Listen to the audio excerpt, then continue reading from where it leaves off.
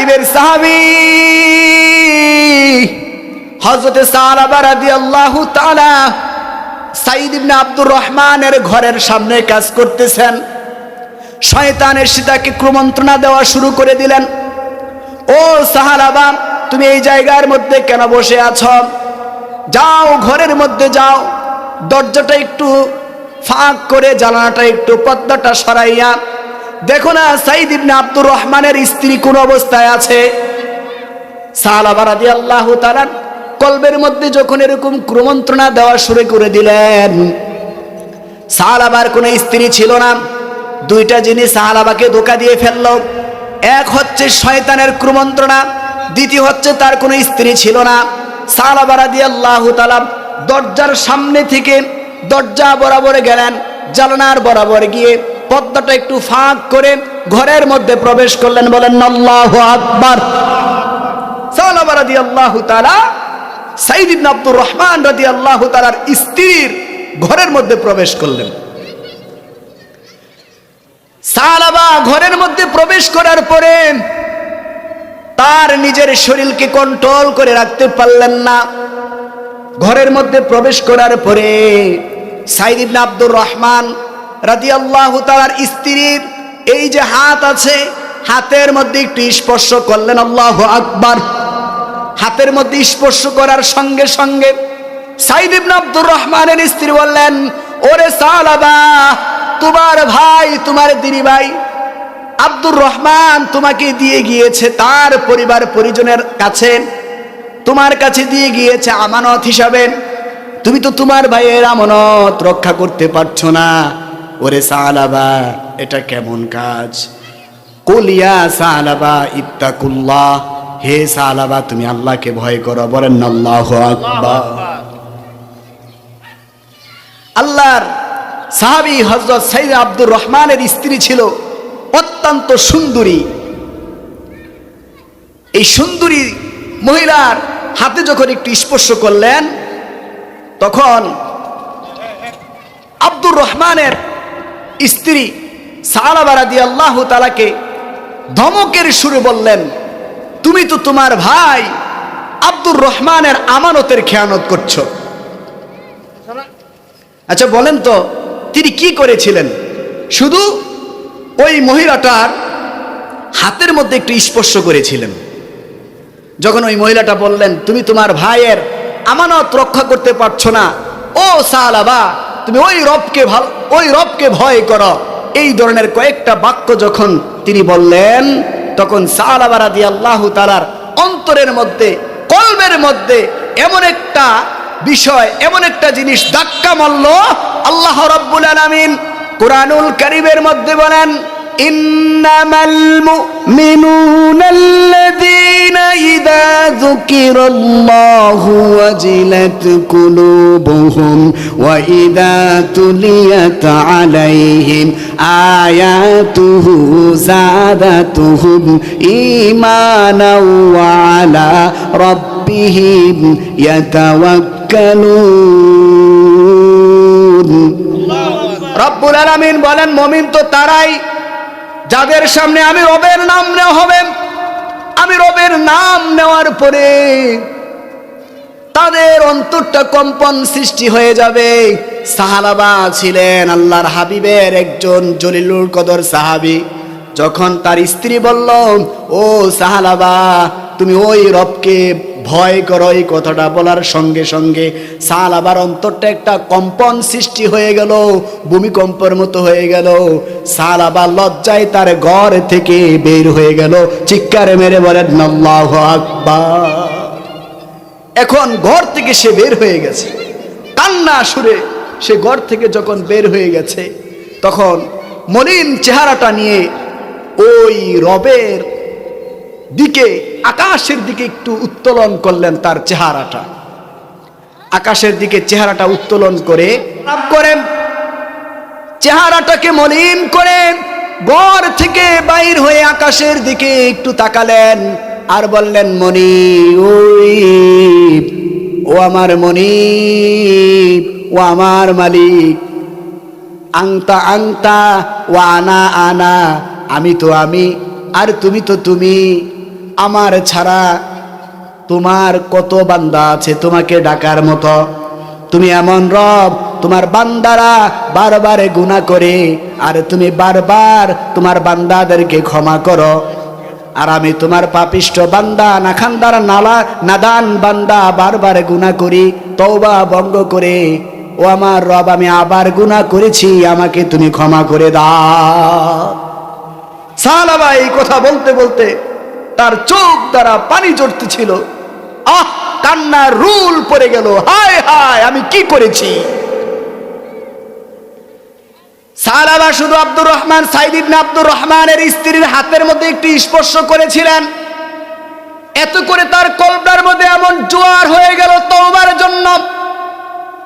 অথচ আজকে আমাদের সমাজের মধ্যে পরকীয়া প্রেম আছে না নাই? জামাই থেকে বিদেশে পাশের ঘরে বাসুর আছে, দেবর আছে, বাড়ির চাচা আছে, চাচাও মানে না, বাসুরও মানে না, দেবরও মানে না, দূরের একজন ভাইকেও মানে না। জামাই বিদেশে থাকে, গুনগুন করে ফোনে ফোনে পাশের ঘরের দেবরের সাথে কথা বলে, বাসুরের সাথে কথা বলে। পরকীয়া প্রেম আছে না নাই? প্রথমে শুরু হয় প্রেম করা, প্রথমে শুরু হয় মোবাইলে কথা বলা।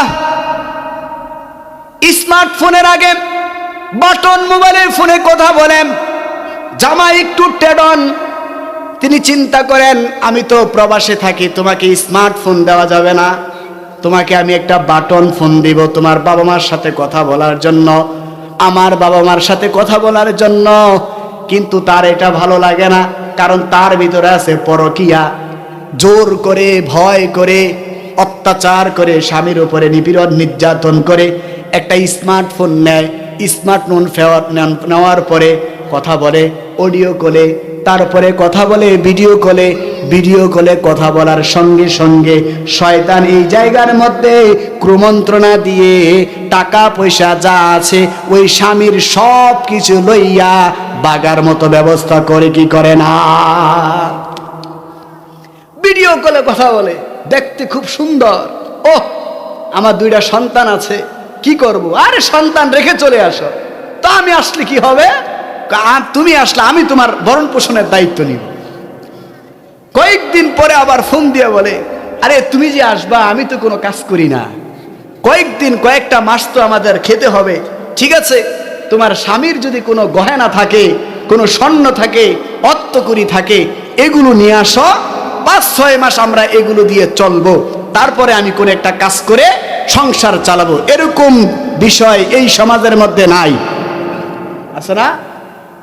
এই সমাজের মধ্যে আছে। আরে বড় কথা হচ্ছে আমার বাড়িতেই এই ঘটনা ঘটছে।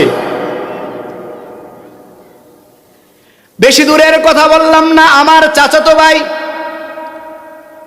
তার সাথে সেই ঘটনা ঘটেছে।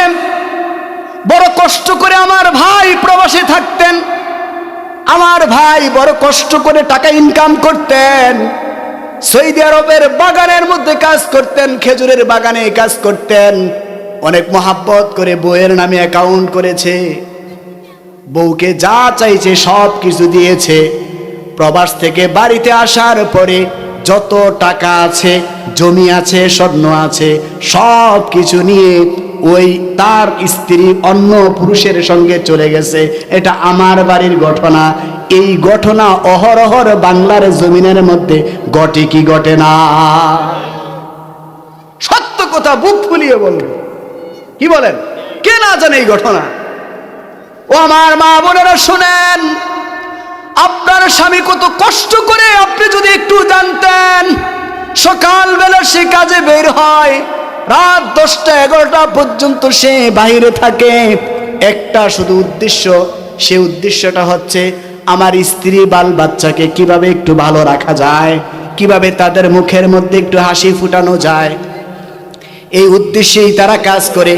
আপনারা এই শয়তানের ধোঁকায় পড়ে যখন পরকীয়া প্রেম করে স্বর্ণ গহেনা সব কিছু নিয়ে চলে যান, একটু কি চিন্তা করেছেন ওই পুরুষ ব্যক্তিটার কোন অবস্থা হয়?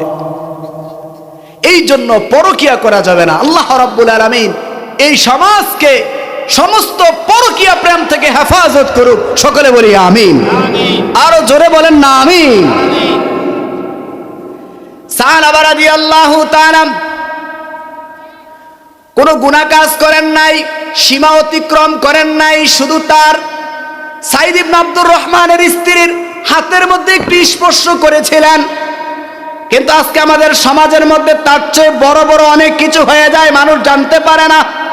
ওয়াজও শুনে, মসজিদের ইমাম সাহেবের সামনের কাতারে বসে ওয়াজও শুনে, পরকীয়ার কথাও শুনে, আবার জেনার কথাও শুনে, পদ্মার কথাও শুনে, তারপরে শুনে ঠিক আবার একই কাজ করে, এমন মানুষ সমাজের মধ্যে আছে না নাই?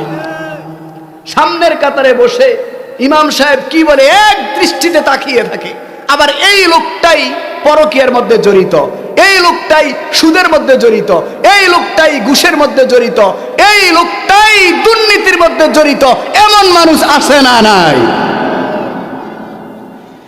সাহাবা রাদিয়াল্লাহু তাআলা অনুতপ্ত হয়ে এমন কান্না করছেন, কান্নার রুল পড়ে গেল।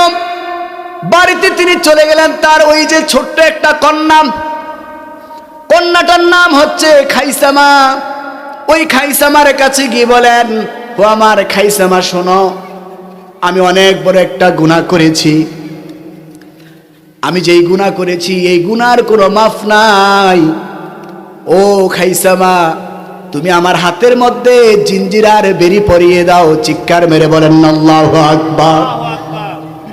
আমার হাতের মধ্যে জিঞ্জিরার বেরি পরিয়ে দাও, যতদিন পর্যন্ত আল্লাহর হাবিবের পক্ষ থেকে কোনো ক্ষমার সংবাদ না আসবে, ওই রব যতদিন পর্যন্ত আমাকে ক্ষমা না করবেন, ও খাইসামা, আমি ততদিন পর্যন্ত এই জিঞ্জিরার বেরি খুলব না। বলেন আল্লাহু আকবার।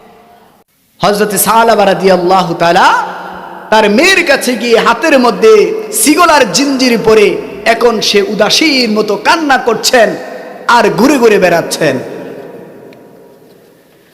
মনটা খারাপ করে চলে গেলেন সাইয়েদনা আবু বকর সিদ্দিক রাদিয়াল্লাহু তাআলার কাছে।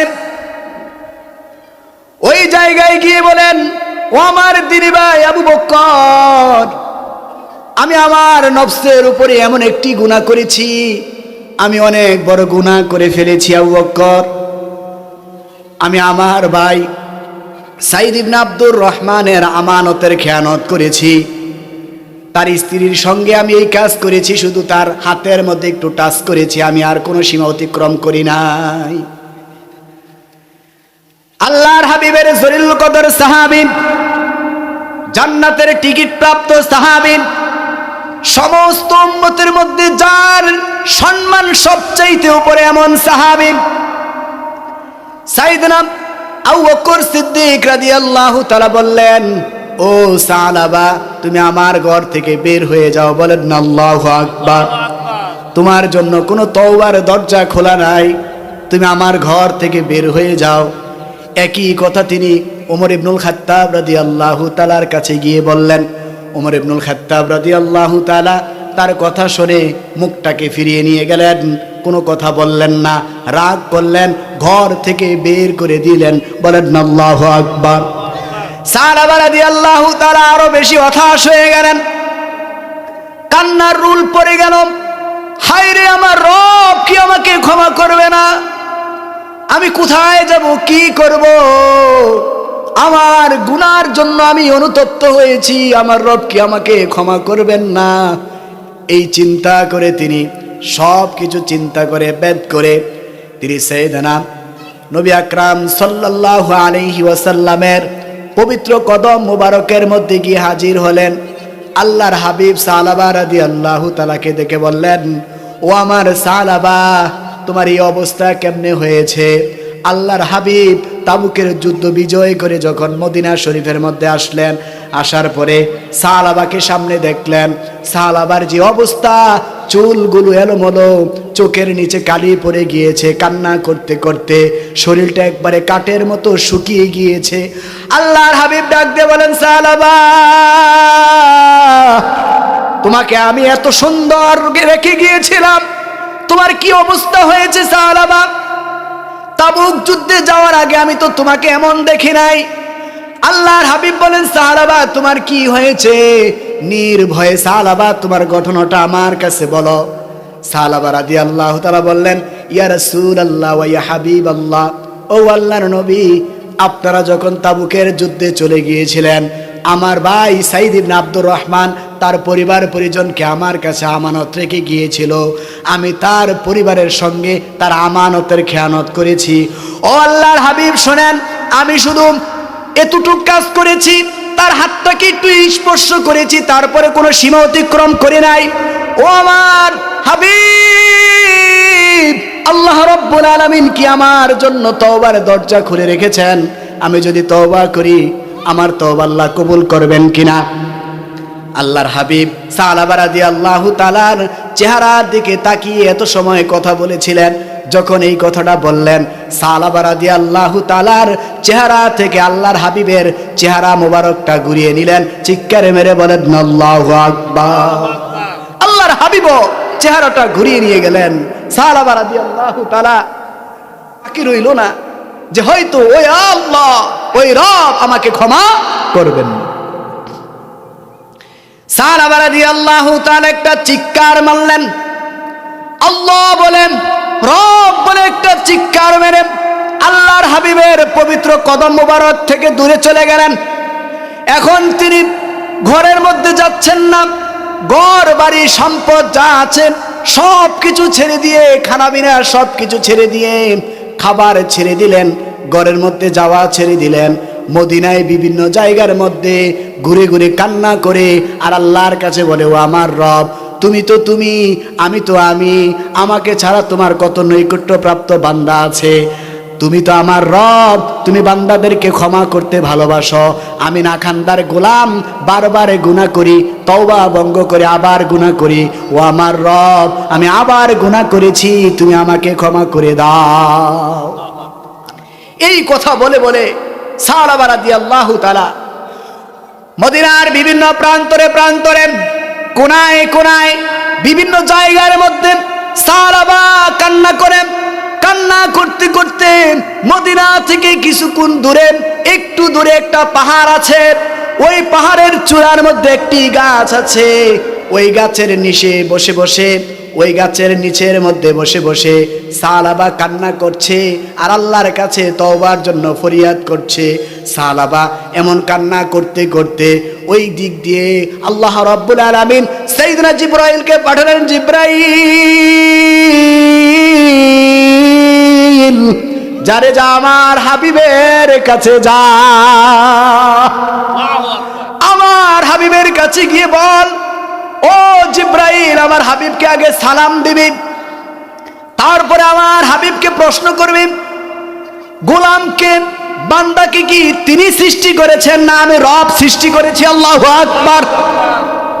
জিবরাইলকে যখন পাঠাইলেন আল্লাহর হাবিবের কাছে, আল্লাহর হাবিবকে সালাম দিলেন, ইয়া রাসূলুল্লাহ, ইয়া হাবিবাল্লাহ, আল্লাহ রাব্বুল আলামিন আপনাকে প্রশ্ন করার কথা বলেছে।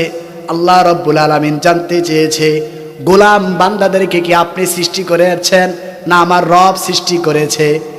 আল্লাহর হাবিব জবাব দেন, আমি তো সৃষ্টিকর্তা না, অবশ্যই অবশ্যই আমার রব তার বান্দাদেরকে সৃষ্টি করেছে। চিৎকারে মেরে বলেন আল্লাহু আকবার। রব্বুল আলামিন ডাক দিয়ে বলেন, হাবিব, যে আমি রব বান্দাদেরকে সৃষ্টি করতে পারি, ওই আমি রব গুনাহ করার পরে আবার তওবাকে কবুল করে নিতে পারি। আল্লাহু আকবার।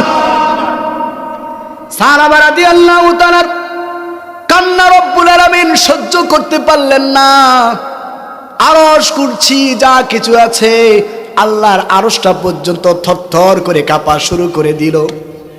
এত কান্না করলেন, চোখের নিচে পানি, চোখের নিচে কালো দাগ পড়ে গেল, শরীরের মধ্যে কোনো শক্তি নাই, দেহটা কাঠের মতো শুকিয়ে গেল, খানাবিনা ছেড়ে দিয়েছেন, কান্না করতে করতে সে আর উঠতে পারে না, শরীরটা দুর্বল হয়ে গেল।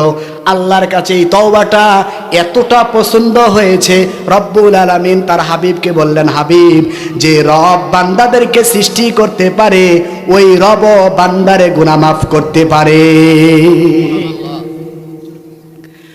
অতএব হাবিব, আমি আমার সাহাবাকে ক্ষমা করে দিয়েছি, এই সংবাদটা শোনার সঙ্গে সঙ্গে আল্লাহর হাবিব সাল্লাল্লাহু আলাইহি ওয়াসাল্লাম ডাক দিয়ে বললেন, ও আমার সাহাবীরা তোমরা কোথায় আছো? আমার সাহাবাকে আমার কাছে নিয়ে আসো, আমি আমার সাহাবাকে দেখতে চাই। ডাক দেওয়ার সঙ্গে সঙ্গে ডান থেকে হযরত আবু বকর সিদ্দিক, বাম থেকে ওমর, হযরত সালমান ফারসি, হযরত আলী ইবনে আবি তালিব রাদিয়াল্লাহু তাআলা, চারজন সাহাবী দাঁড়িয়ে গেলেন। ইয়া রাসূলুল্লাহ, ইয়া হাবিবাল্লাহ, আপনি অর্ডার করলেই এখনই আমরা সাহাবাকে খুঁজে নিয়ে আসব। সাহাবা কান্না করতে করতে মদিনার প্রান্তর ছেড়ে একটু দূরে গিয়ে পাহাড়ের গাছের নিচে কান্না করে রোনাজারি করে বলেন আল্লাহু আকবার। আল্লাহর হাবিব ডাক দিয়ে বললেন, সাহাবীরা শোনো, আবু বকরের যাওয়ার দরকার নাই, ওমরের যাওয়ার দরকার নাই, সালমান ফারসি রাদিয়াল্লাহু তাআলাকে, সাইয়েদনা আলী ইবনে আবি তালিব রাদিয়াল্লাহু তাআলাকে বললেন, যাও আমার সাহাবাকে খুঁজে নিয়ে আসো, আমি দেখতে চাই, আমি আমার সাহাবার চেহারাটা দেখে আমার কলজেটাকে শান্ত করতে চাই। আল্লাহর হাবিবের সাহাবী সাইয়েদনা সালমান ফারসি আর আলী ইবনে আবি তালিব রাদিয়াল্লাহু তাআলা মক্কা মদিনার প্রত্যেকটা কোনায় কোনায় তন্ন তন্ন করে বিশ্রালেন, খুঁজলেন, খোঁজার পরে পাইলেন না পাওয়ার কারণে সারাদিন খুঁজলেন। খুঁজতে খুঁজতে দিন চলে গেল, আসরের পর হয়ে গেল। মদিনা থেকে একটু দূরে যে পাহাড়, ওই পাহাড়ের কাছে গিয়ে দেখলেন একজন রাখালকে প্রশ্ন করছেন, আমাদের সাহাবী, আল্লাহর হাবিবের সাহাবী আমার ভাই সাহাবাকে দেখেছো কিনা? রাখাল বলে, আমি তো তাকে চিনি না, তবে এই পাহাড়ের কোনায় মধ্যে একটা গাছের নিচে বসে বসে একজন ব্যক্তি আল্লাহর কাছে তওবা করতে করতে সে আল্লাহর তো নৈকট্য হয়ে গিয়েছে। ও আমার সাহাবীরা শোনো, তোমরা তাকে এখন পাইবা না। সারাদিন সে কোথায় জানি থাকে, মাগরিবের নামাজের পর থেকে শুরু করে সারাটা রাত্র সে আল্লাহর কাছে তওবা করে চিৎকার মেরে বলেন আল্লাহু আকবার। আল্লাহর হাবিবের সাহাবীদেরকে যখন এই কথা বললেন, আল্লাহর হাবিবের সাহাবীদেরকে বললেন, হো সালমান ফারসি আর ওই আলী, শোনো, এই যে আসরের পর থেকে মাগরিব সূর্যটা অস্তমিত হওয়ার পরেই ওই সাহাবী তার ওই নির্দিষ্ট জায়গার মধ্যে বসে বসে আল্লাহর কাছে তওবা করে আর রোনাজারি করে আর কান্না করে। আল্লাহর হাবিবের দুইজন সাহাবী সালমান ফারসি আর আলী রাদিয়াল্লাহু তাআলা পাহাড়ের মধ্যে উঠলেন। পাহাড়ের মধ্যে উঠার পরে মাগরিবের নামাজের পরে একই সিস্টেমে আল্লাহর কাছে তওবা করছে, ও আল্লাহ, তুমি তো তুমি আর আমি তো আমি, আমাকে ছাড়া তোমার অনেক বান্দা আছে, নৈকট্যপ্রাপ্ত বান্দা আছে, আমি তোমার নাখান্দার গোলাম, আমি বারবার আমার তওবা ভঙ্গ করে গুনাহ করি, আমি আবারও গুনাহ করে ফেলেছি, ও রব আপনি আমাকে ক্ষমা করে দিন। এমন সময় সালমান ফারসি রাদিয়াল্লাহু তাআলা আর আলী ইবনে আবি তালিব রাদিয়াল্লাহু তাআলা গিয়ে দাঁড়ালেন। আলী রাদিয়াল্লাহু তাআলা ডাক দিয়ে বললেন, কুম ইয়া সালাবা, ও সালাবা তুমি দাঁড়াও আর সুসংবাদ গ্রহণ করো। সুসংবাদটা হচ্ছে, যেই রবের কাছে তুমি তওবা করেছ ওই রব তোমাকে ক্ষমা করে দিয়েছেন। এই কথাটা যখন সাহাবা শুনলেন, সাহাবার তো খাবার ছিল না, শক্তি ছিল না, ঘুম ছিল না, কোনো কিছুই ছিল না, শরীরটা একবারে দুর্বল হয়ে গিয়েছে, দাঁড়াতে পারে না। হাদিস সাক্ষী দেয়, অর্থাৎ ঘটনার মধ্যে আসছে, ডান দিক থেকে আলী, বাম দিক থেকে সালমান, দুইজন সাহাবী তাকে দাঁড়া করালেন। দুইজন সাহাবীর দুই কাঁধের মধ্যে বর করে মদিনার মধ্যে আসলেন। ওই দিক দিয়ে মদিনার মধ্যে মাগরিবের নামাজের ওয়াক্ত হয়ে গেল। মাগরিবের নামাজের ওয়াক্ত যখন হয়ে গেল, আল্লাহর হাবিব মাগরিবের নামাজের ইমামতি করলেন, বলেন আল্লাহু আকবার। আল্লাহর হাবিব সাল্লাল্লাহু আলাইহি ওয়াসাল্লাম মাগরিবের নামাজের ইমামতির মধ্যে প্রথম রাকাতে সূরাতুত তাকাসুরের প্রথম আয়াত তেলাওয়াত করলেন, আলহাকুমুত তাকাসুর। এই আয়াত তেলাওয়াত করার সঙ্গে সঙ্গে পিছনের কাতারে সাহাবা সালমান ফারসি আলী রাদিয়াল্লাহু তাআলা দাঁড়িয়েছিলেন। প্রথম আয়াতটা তেলাওয়াত করার সঙ্গে সঙ্গে সাহাবা একটা চিৎকার দিলেন। দ্বিতীয় আয়াত যখন পাঠ করলেন, আলহাকুমুত তাকাসুর হাত্তা যুরতুমুল মাকাবির, এই আয়াতটা তেলাওয়াত করার সঙ্গে সঙ্গে সাহাবা আরেকটি চিৎকার দিয়ে জমিনের মধ্যে পড়ে গেলেন। আল্লাহু আকবার। জমিনের মধ্যে সাহাবা নামাজরত অবস্থায় পড়ে গেলেন। বলেন আল্লাহু আকবার। আল্লাহর হাবিব সাল্লাল্লাহু আলাইহি ওয়াসাল্লাম মাগরিবের নামাজ শেষ করলেন।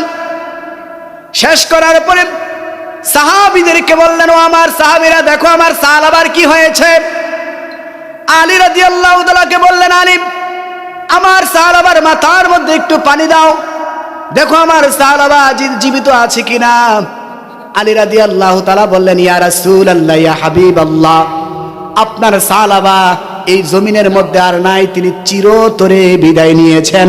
ইন্না লিল্লাহি ওয়া ইন্না ইলাইহি রাজিউন। মসজিদে নববী শরীফের মধ্যে কান্নার রুল পড়ে গেল, হাজারি শুরু হয়ে গেল। ওই যে সাহাবার একটা কন্যা ছিল, মেয়ে সন্তান ছিল, খাইসামা, মসজিদে নববীর সামনে এসে দাঁড়িয়ে কান্না করছেন আর বলছেন, ইয়া রাসূলুল্লাহ, ইয়া হাবিবাল্লাহ, আপনি যদি আমাকে একটু অনুমতি দেন তাহলে আমি মসজিদে নববীর মধ্যে প্রবেশ করে আমার বাবার কি অবস্থা হয়েছে আমি একটু দেখতে চাই। আল্লাহর হাবিব তাকে অনুমতি দিলেন। দেওয়ার পরে মেয়েটা বাবার কাছে গেলেন। বাবার কাছে যাওয়ার পরে মাতার সামনে বসে মেয়েটা বলছেন, বাবা, তুমি তো জানো আমার জন্মের কয়েকদিন পরে আমার মা দুনিয়া থেকে চলে গিয়েছিল। ও বাবা, এই জগতের মধ্যে আমার মা নাই। মার আদর কি আমি কখনো জানি না, আমি কখনো বুঝি না। মার চেহারাটা কেমন ছিল আমি জানি না। বাবা, তোমার ছাড়া আমার কোনো অভিভাবক ছিল না। তুমি আমার বাবা, তুমি আমার মা, এরকম ভাবে তুমি আমাকে লালন পালন করেছ। ও বাবা, আজ দেখি তুমিও আমার কাছ থেকে চলে গেলা, আমাকে চিরতরে এতিম বানাইয়া তুমি দুনিয়া থেকে চলে গেলা। মেয়েটার কান্না দেখে আল্লাহর হাবিব ডাক দিয়ে বলেন, খাইসামা, ও আমার খাইসামা, শোনো, তোমার দুঃখ করার কোনো কারণ নাই, কষ্ট পাওয়ার কোনো কারণ নাই। আমি রাসূলুল্লাহ আজ থেকে তোমার দায়িত্ব নিয়ে গেলাম। আল্লাহু আকবার। আমি রাসূলুল্লাহ তোমার দায়িত্ব নিলাম। আজ থেকে আমি রাসূলুল্লাহ তোমার পিতা, আমার মেয়ে ফাতেমাতুজ জহরা তোমার বোন, আমার স্ত্রী আয়েশা সিদ্দিকা রাদিয়াল্লাহু তাআলা আনহা তোমার মা। মেয়েটা বললেন, ইয়া রাসূলুল্লাহ, ইয়া হাবিবাল্লাহ, আপনি যখন আমার দায়িত্ব নিয়েছেন, আপনি যখন আমার পিতা হিসাবে সমর্থন করেছেন, আমার যত কষ্ট আছে সব কষ্ট দূর হয়ে গেছে। চিৎকার মেরে বলেন আল্লাহু আকবার। আল্লাহর হাবিব ডাক দিয়ে বললেন, ও আমার সাহাবীরা শোনো, আমার সাহাবাকে সুন্দর করে গোসল করাও, কাফনের কাপড় পরাও, আমি আমার সাহাবার জানাজার নামাজের ইমামতি করব। আল্লাহু আকবার। সুন্দর করে সাহাবীরা গোসল করালেন, কাফনের কাপড় পরালেন, জানাজার নামাজ পড়াবেন। সাইয়েদনা আলী ইবনে আবি তালিব রাদিয়াল্লাহু তাআলা দেখেন, মাঠের মধ্যে যখন আল্লাহর হাবিব পা রাখছিলেন, দ্রুত কেমনে জানি দ্রুত তিনি তার পা মোবারক থেকে খরম মোবারক, জুতা মোবারক খুলে ফেললেন। খুলে ফেলার পরে আলী রাদিয়াল্লাহু তাআলা আর প্রশ্ন করলেন না। এত মানুষের মধ্যে তিনি আর প্রশ্ন করলেন না, ব্যাপার কি? আল্লাহর হাবিব কেন দ্রুত খরম মোবারকটা খুলে ফেললেন, জুতা মোবারক খুলে ফেললেন? জানাজার নামাজ শেষ। নামাজের শেষে আল্লাহর হাবিব সাল্লাল্লাহু আলাইহি ওয়াসাল্লামকে আলী রাদিয়াল্লাহু তাআলা জিজ্ঞাসা করলেন, ও আল্লাহর হাবিব, ও আমার নবী, ও আমার রাসূল, ও আমার রহমাতুল লিল আলামিন নবী, আমরা তো জীবনে অনেক জানাজার নামাজ পড়েছি, অনেক জানাজার নামাজ আপনি পড়াইয়াছেন, কোনোদিন এরকম দৃশ্য দেখি নাই। আজকে দেখলাম সাহাবার জানাজার নামাজ পড়াবার পূর্ব মুহূর্তে আপনার খরম মোবারক, জুতা মোবারক খুললেন, তার কারণটা কি? বলেন আল্লাহু আকবার।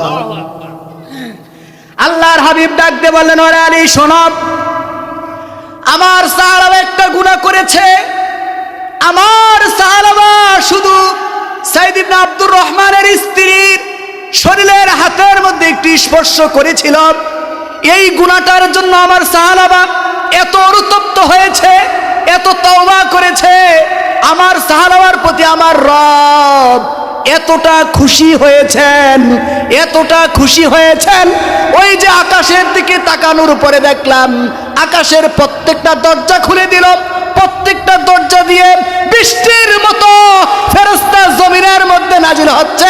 চিৎকার মেরে বলেন আল্লাহু আকবার।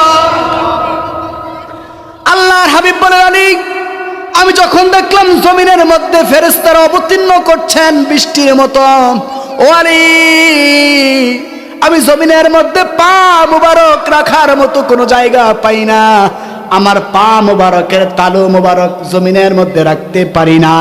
এত পরিমাণে এই জমিনের মধ্যে সালাবার জানাজার মধ্যে আল্লাহ রব্বুল আলামিন ফেরেশতা নাজিল করেছেন। চিৎকার মেরে বলেন আল্লাহু আকবার।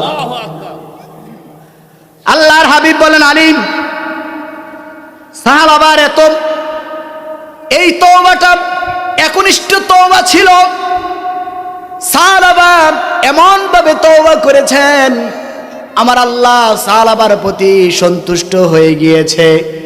এই জন্য আমার মা বোনদেরকে বলি, গো মা, একজন পুরুষ মানুষ যদি আপনার গায়ের মধ্যে হাতের মধ্যে টাচ করে, ওই পুরুষ মানুষের যে গুনাহ হবে, আপনি মা যদি প্রতিবাদ না করেন, আপনি বোন যদি প্রতিবাদ না করেন, আপনারও একই গুনাহ হবে।